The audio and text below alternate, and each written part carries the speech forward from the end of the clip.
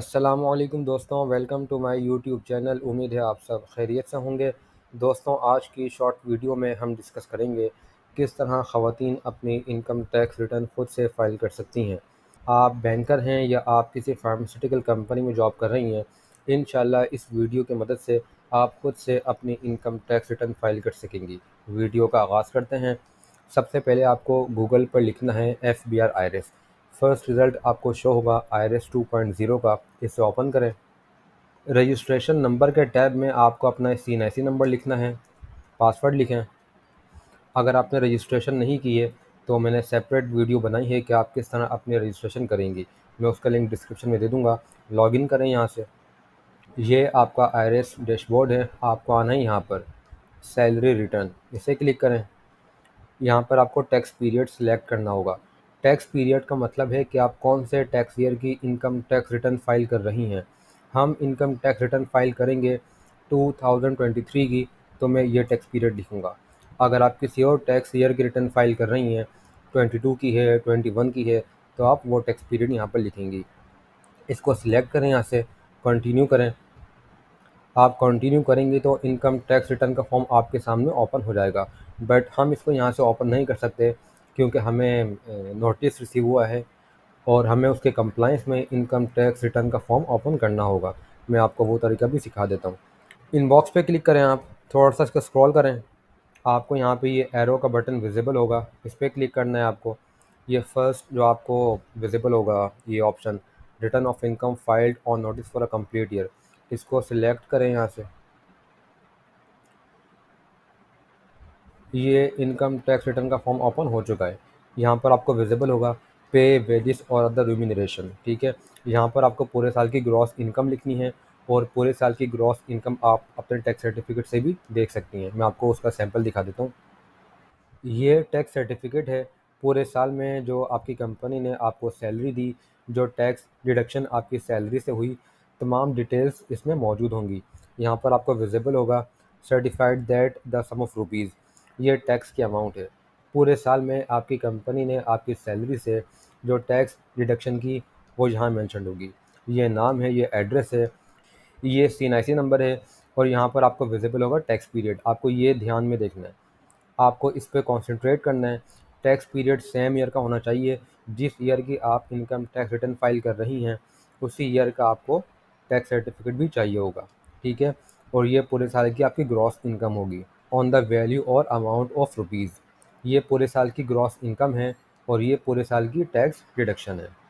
पूरे साल में जो भी आपकी ग्रॉस इनकम थी वो आपको यहाँ पर लिखना है, टोटल अमाउंट में कैलकुलेट करें।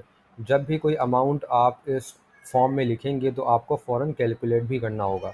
उसके बाद आपको आना है यहाँ पर टैक्स चार्जेबल और पेमेंट्स के टैब में, ठीक है। एडजस्टेबल टैक्स, यहाँ पर आपको विजिबल होगा salary of employees under section 149। पूरे साल में जो भी आपकी टैक्स डिडक्शन हुई है वो आपको यहाँ पर लिखनी है, टैक्स कलेक्टेड और डिडक्टेड के टैब में।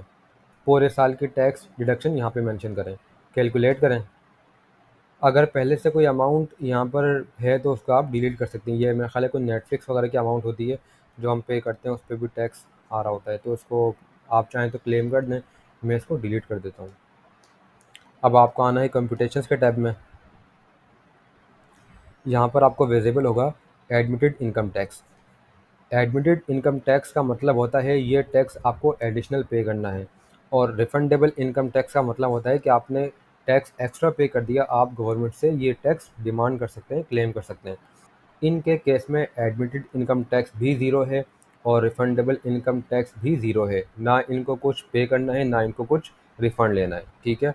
अब आपको आना है वेल स्टेटमेंट के टैब में, पर्सनल एक्सपेंसेस।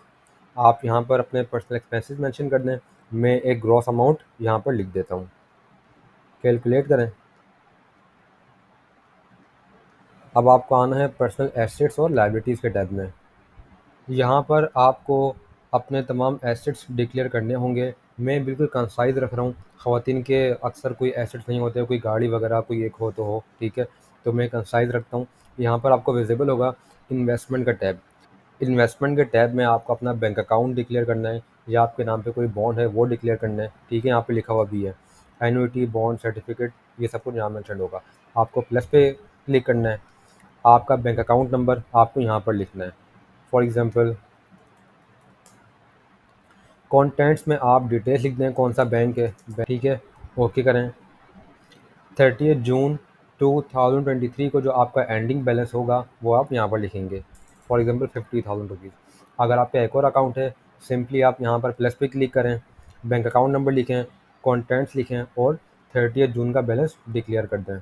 अगर आपके नाम पे कोई गाड़ी है, आप यहाँ पर आएंगी, प्लस पे क्लिक करें, गाड़ी का रजिस्ट्रेशन नंबर लिखें, कॉन्टेंट्स में आप लिख दें जो भी गाड़ी की डिटेल है, सुजुकी ऑल्टो, मॉडल लिख दें, ठीक है।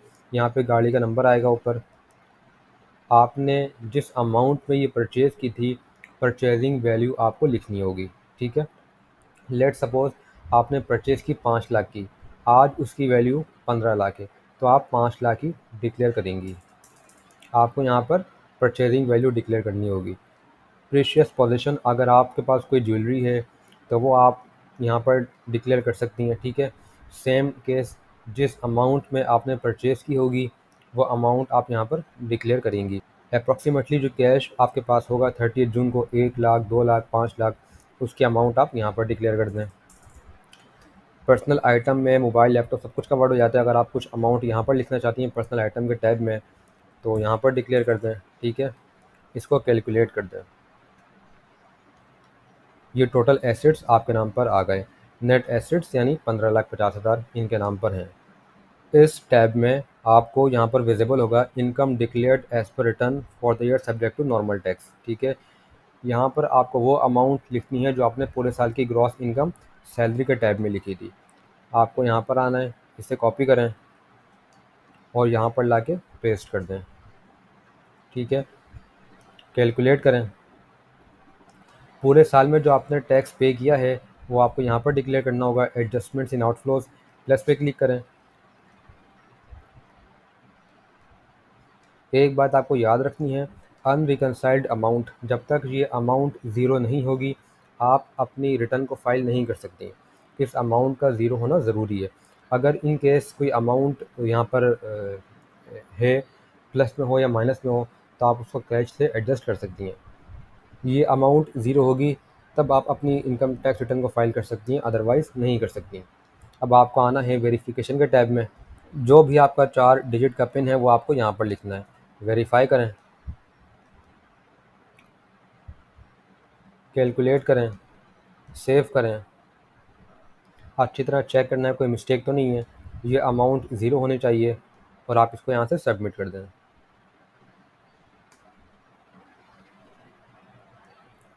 इस तरह ख़वातीन खुद से अपनी इनकम टैक्स रिटर्न फाइल कर सकती हैं। उम्मीद है आपको आज की वीडियो पसंद आई होगी। कोई भी आपका सवाल हो तो आप मुझसे कमेंट बॉक्स में पूछ सकते हैं। Thank you so much.